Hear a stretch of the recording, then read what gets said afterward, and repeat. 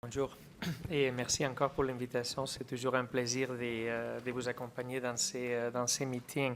Dans les prochaines minutes, je vais partager avec vous quelques idées sur cet objectif mythe ou réalité des insuffisances aortiques zéro. Ça, c'est mon disclosure. Et ce qui était ici l'année passée, je vais répéter plusieurs choses, mais il y a quand même des nouveautés qu'on a vu apparaître dans les derniers 12 mois. En 2009, on avait déjà fait un case match study où on voyait que les prothèses percutanées, dans ce cas c'était la valve Sapien, étaient supérieures aux prothèses chirurgicales du point de vue des gradients résiduels et d'air valvulaire résiduel, surtout chez les patients avec des petits anneaux. Ça a été par la suite confirmé par deux études randomisées, l'étude Partner qui a trouvé exactement les mêmes résultats qu'on avait trouvés, et plus récemment pour le Pivotal Core Valve Trial. Pourtant, on a des valves qui sont extrêmement performantes du point de vue gradient résiduel et prosthesis patient mismatch. Le problème, bien sûr, c'est que la grande partie la plupart des patients vont sortir d'une procédure de TAVI avec une insuffisance aortique résiduelle. La plupart des fois, cette insuffisance aortique va être triviale ou légère, mais vous voyez qu'environ la moitié, sinon plus, des patients avec la première et même deuxième génération de valves sortent d'un TAVI avec une insuffisance aortique légère. L'insuffisance aortique modérée, ça tourne autour de 10%. Et ça a été aussi confirmé par les Partner Trial, par le Core Valve Pivotal Trial. Et ça, c'est bien sûr un taux d'insuffisance aortique beaucoup supérieur par rapport à ce qu'on trouve en chirurgie. Et on en a parlé, il y a une panoplie d'études qui démontrent une valeur pronostique d'une insuffisance aortique modérée à sévère, une méta-analyse qui va dans le même sens. Et vous vous rappelez tous de cette présentation de Partner où on a soulevé les points que même une insuffisance aortique légère avait un impact pronostique. Et ça a créé une grande inquiétude parce qu'on parlait de 50% des patients qui terminaient un TAVI avec une insuffisance aortique légère. Ça, c'est encore une méta-analyse qui semble aller dans le même sens. Par contre, il y a plusieurs études qui ne vont pas dans ce sens-là. C'est-à-dire qu'on peut quand même tolérer la présence d'une insuffisance aortique légère. Nous autres, on a étudié une cohorte de plus de 1500 patients, Edwards et Core Valve, tout compris, et on n'a pas trouvé d'impact non plus de l'insuffisance aortique légère versus à l'absence d'insuffisance aortique. Et ce qui était plus important, et je pense que ça, c'est important de le retenir, et ça avait été soulevé aussi par France 2, les patients qui ont une insuffisance aortique de base modérée, ils tolèrent assez bien ce problème. Et je l'ai dit dans le sens qu'on cible bien sûr l'IA0, mais comme tantôt on parlait des complications, c'est presque impossible. Il y aura toujours un patient qui va sortir avec une IA un peu plus importante, alors quand on va vouloir faire des gestes par rapport au traitement de cette insuffisance aortique, il faudrait regarder l'écho pré-TAVI pour voir si les patients avaient déjà au préalable une insuffisance aortique, parce que les patients qui tolèrent très mal cette complication sont les patients pour lesquels cette complication est aiguë et qui n'avaient pas d'insuffisance aortique avant la procédure.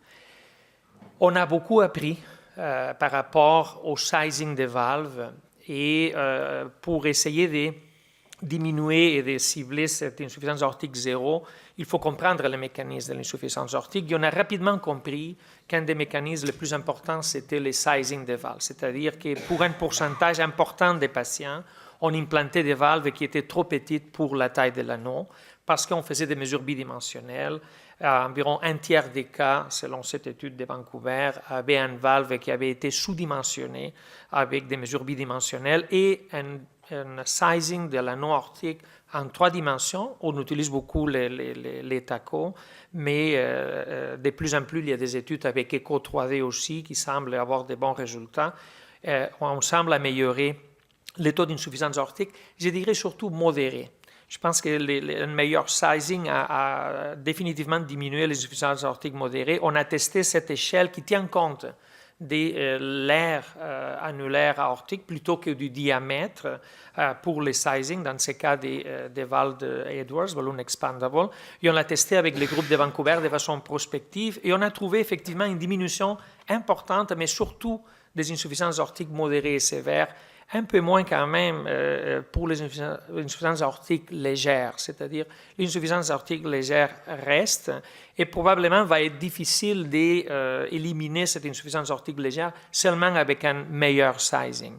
Il faut des meilleures valves parce que, bien sûr, il y a l'autre facteur majeur. On en a parlé dans les présentations précédentes, c'est le calcium. Plusieurs études ont démontré plus de calcium qu'il y a dans la valve, plus de risques d'avoir une insuffisance aortique. Et nous autres, on avait même osé de parler d'un cut-off de 4000 mm3 de calcium au niveau des feuillets de la valve aortique qui déterminait un mauvais résultat en termes d'insuffisance aortique résiduelle et qui répondait mal même à des gestes comme la post-dilatation. Alors, avec tous ces antécédents, disons, on implante une valve, je continue à parler des valves, bien sûr, des premières et deuxième générations, où quand même les problèmes d'insuffisance aortique étaient présents, et on se trouve avec une insuffisance aortique modérée.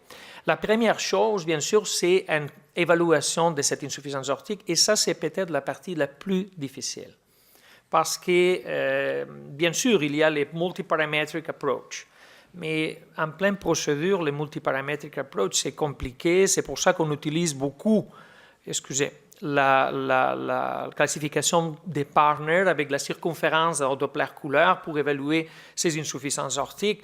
Mais bien sûr, il y a beaucoup de failles potentielles où l'échocardiographisme va mettre les plans pour mesurer cette Doppler couleur en short axis. Ça peut donner des résultats très variables. On a vu des discordances des fois majeures entre les résultats de l'écho et les résultats de la résonance magnétique. Souvent, il faut dire avec une sous-estimation de l'insuffisance par écho, mais il y a aussi des cas de surestimation, et je ne parle pas déjà des circumferential extent. Quand tu utilises seulement cette variable, là, la corrélation est terrible avec l'évaluation de l'IA par insuffisance aortique. Pourtant, c'est un élément dans lequel, souvent, je vous dirais, au moins avec notre expérience, on peut passer du temps à évaluer, on fait un angio, on fait des mesures hémodynamiques, vous connaissez tous probablement l'index d'insuffisance aortique de Sinning pour voir un peu si l'insuffisance aortique est vraiment importante ou pas avant de faire d'autres gestes. Parce que par la suite, bien sûr, une fois qu'on a vérifié, il faut faire, on détermine, OK, on a une insuffisance importante, ça peut être dû à une mauvaise position de la valve. Ça, c'est un problème qu'on peut gérer, qu'on peut traiter relativement facilement avec l'implantation d'une deuxième valve. Mais souvent, l'insuffisance aortique va être, il n'aura pas de relation avec une mauvaise implantation. Le positioning de la valve, c'est sûr que c'est fondamental. Il y a eu des outils qui ont été créés pour mieux positionner la valve. Je ne suis pas persuadé que c'est très utilisé. Aux États-Unis, c'est sûr qu'ils aiment beaucoup ce genre d'outils, mais je ne suis pas sûr qu'ils ont eu. Par contre, nous autres, et je parle du balloon expandable, et je pense qu'il y a une grande tendance qui se suive avec ça, c'est qu'il nous a changé beaucoup les taux des problèmes, des malpositions, c'est les gonflements en deux étapes ou les slow inflation. On peut manipuler vraiment la valve. C'est des valves finalement qui deviennent partially repositionable. C'est-à-dire, toi, on fait les procédures avec ETO, mais ça pourrait être avec angio. On peut gonfler initialement les ballons, finaliser les positionnements. Et depuis qu'on fait ça, honnêtement, c'est rare que je me rappelle d'un problème de mauvais positionnement ou d'embolisation de la valve. Bien sûr, il y aura beaucoup de valves qui sont déjà là, en fait, qui sont repositionnables et qui sont des valves qui vont améliorer aussi ce problème des positions. Quand on a une valve qui est bien positionnée, on peut avoir quand même une insuffisance aortique. On sait que la post-dilatation avec ballon peut améliorer, augmenter les diamètres du stent frame de la valve, et ça améliore les résultats. Il y a plusieurs études qui ont démontré les bénéfices de cette stratégie. On ajoute un 1,5 cc de volume au ballon, et normalement, ça fonctionne dans un pourcentage important des cas. C'est sûr que nous autres et d'autres groupes comme Partner ont vu une augmentation des taux d'ACV. En général, tout geste a un prix. C'est très rare qu'on va faire un geste qui va être gratuit au niveau des complications. Alors, il faut toujours être bien sûr que l'insuffisance qui reste doit être traitée. Pour des cas un peu plus extrêmes, je dirais que la technique d'implanter une deuxième valve, même si la valve est bien positionnée, peut aussi fonctionner parce que ce sont des valves qui ont quand même un recoil. Ça, c'est une étude qu'on avait faite avec la valve Sapien et Sapien XT. On voit qu'il y a un recoil et probablement l'implantation d'une deuxième valve peut limiter ces phénomènes de recoil.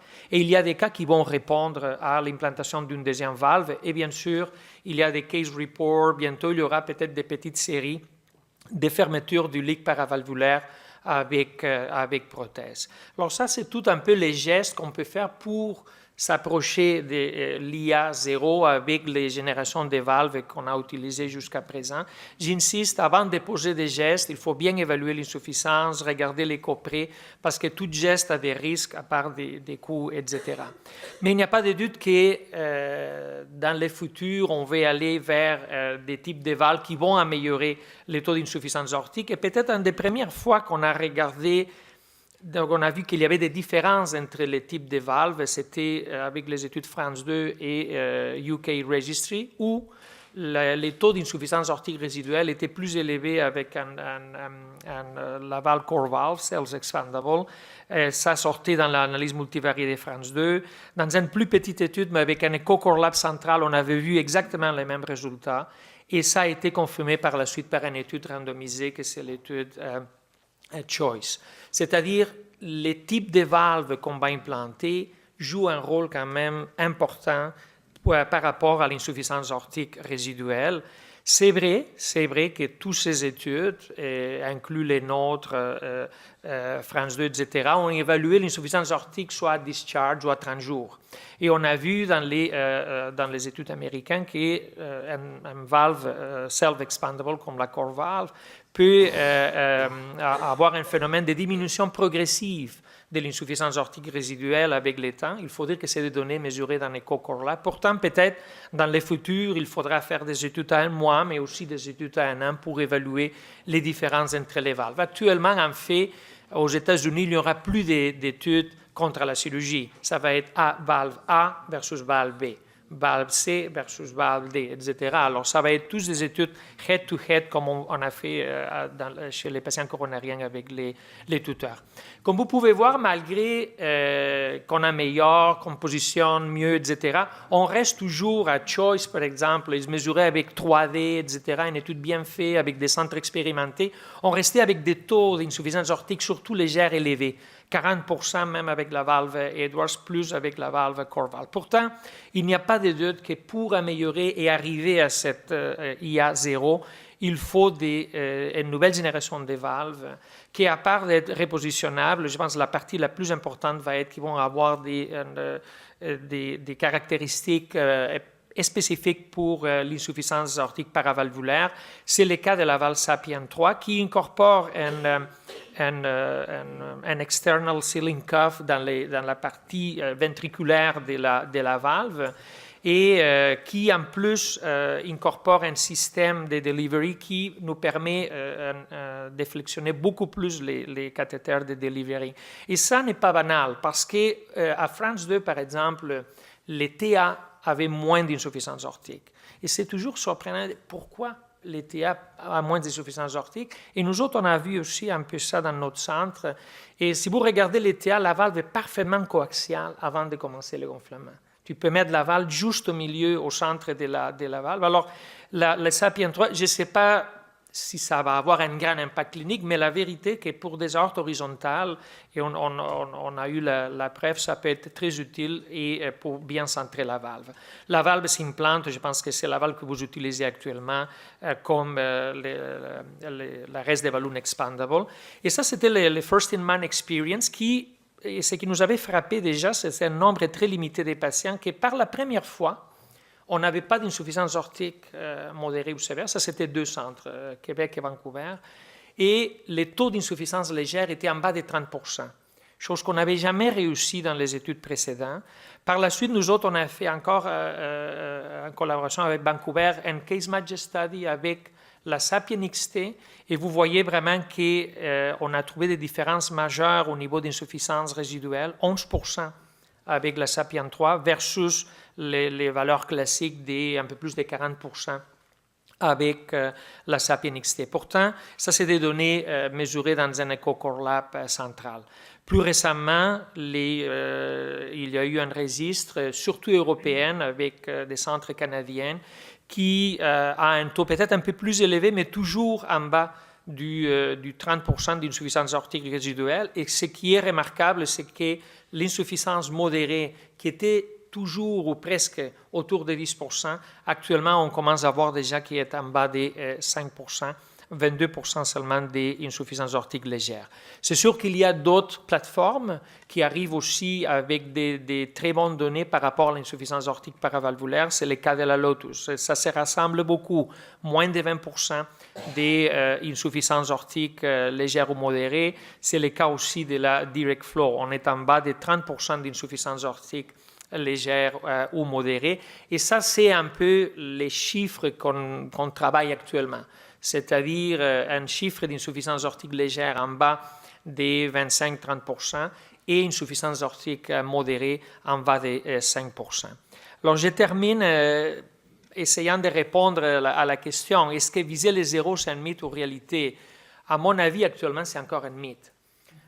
C'est encore un mythe parce que c'est sûr qu'on s'est amélioré, mais zéro d'IA, comme c'est même la chirurgie n'a pas zéro d'IA dans tous les cas. C'est vrai qu'une meilleure mesure de la mort aortique, en tenant compte de l'aspect tridimensionnel, a amélioré les taux d'insuffisance aortique, surtout, je dirais, j'insiste, modérés. On a vu baisser les taux d'insuffisance aortique modérés, le meilleur sizing de la valve.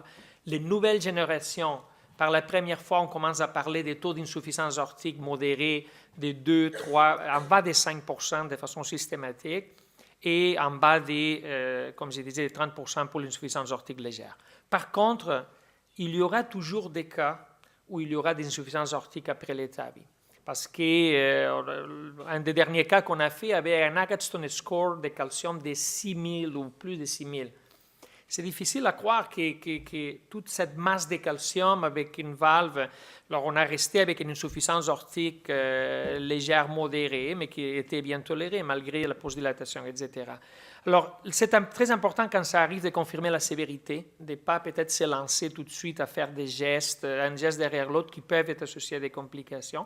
Mais par contre, il faut traiter vraiment quand il y a une insuffisance aortique qui est jugée modérée ou sévère de novo. Il faut regarder, à moins à notre avis, l'écho pré-TAVI, et s'il y a une nouvelle insuffisance aortique modérée sévère, des gestes comme la postdilatation, n'hésitez pas des fois à implanter une deuxième valve.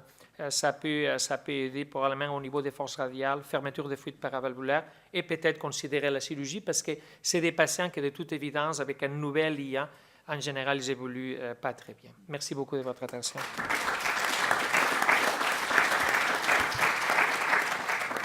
On va passer aux questions. Je voulais juste rappeler que Joseph Rodescabo vient du Canada, donc on le remercie beaucoup.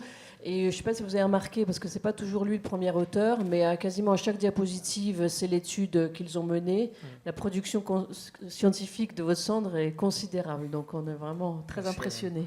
Donc s'il y a des questions sur la science aortique, Philippe? Vous avez dit que tout geste a un prix.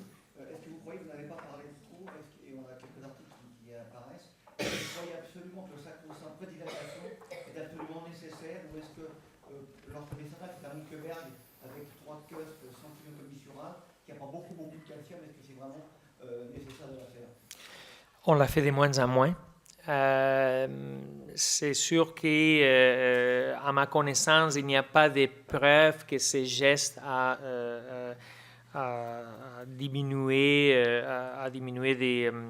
des complications majeures. Il y a des études, mais qui a beaucoup de variables confondantes, qui parlent peut-être des moins de pacemakers, peut-être moins de strokes, mais il n'y a pas de doute qu'il y aura qu'il peut y avoir moins de complications sans la prédilatation. Il faut dire que on l'a fait de plus en plus, je dirais, plus de 50% des cas actuellement, on implante la valve sans prédilater, mais à l'occasion, on a eu des surprises où vraiment, même un Sapien 3 ne passe pas.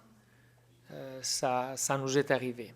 Et on a dû faire les vieux systèmes, body wire, mettre un ballonnet, etc., pour faire passer. C'est-à-dire, titan sort, mais à l'occasion, il faut tenir compte que ça peut arriver. Je pense que c'est une chose qui va tranquillement s'imposer probablement, surtout avec les nouvelles générations des valves. Vous faites systématiquement les procédures sous ETO? Oui, on a beaucoup de réflexions sur ça. On trouve toujours que les cas qu'Hervé a présentés, justement, des fois, les choses vont très vite. Je pense que s'il n'y a pas un système qui est très rapide par rapport au diagnostic des complications, ça peut vouloir dire que tu perds un patient. Par exemple, je suis d'accord, on a eu des cas de perforation avec guide qu'on a toujours réussi à sauver les patients. Mais l'écho était immédiat, rapidement on voit la complication. Et on veut quand même, on pense que dans l'évaluation de l'insuffisance aortique, ça nous donne beaucoup d'informations. Mais j'ai combien que pourrait être fait sans ETO probablement. C'est une question un peu des principes. On a la différence, je pense, c'est très élégant, l'étude d'Hélène et d'autres avec l'anesthésie locale. En Amérique du Nord, c'est encore beaucoup l'anesthésie générale pour les procédures d'état vie. C'est encore, je dirais, à 80%, c'est la façon de procéder. Mais je ne suis pas convaincu que c'est la meilleure. Par contre, d'avoir un écho proche, je pense que c'est un incontournable parce qu'il peut y arriver des choses, il faut comprendre rapidement qu'est-ce qui se passe. Quel est votre taux de conversion chirurgicale? Actuellement, il est faible. Je dirais, les taux, c'est un taux qui doit être actuellement environ à 2% peut-être, mais c'est surtout lié pas peut-être à l'expérience initiale, mais c'est sur l'expérience avec nos premiers peut-être 200 patients. Les cas actuellement qu'on a ouverts, c'est des cas comme les cas justement d'Hervé. Et nous autres, on est agressifs dans ces cas-là parce que souvent va être une perforation par les guides. Et on ouvre le thorax, on fait une exploration. Mais convertir à cause, par exemple, d'un problème au niveau pour changer la valve percutanée, je ne me rappelle pas vraiment du dernier cas où on a dû faire ça. Bon, merci beaucoup, Joseph. On va passer maintenant à la présentation de Philippe.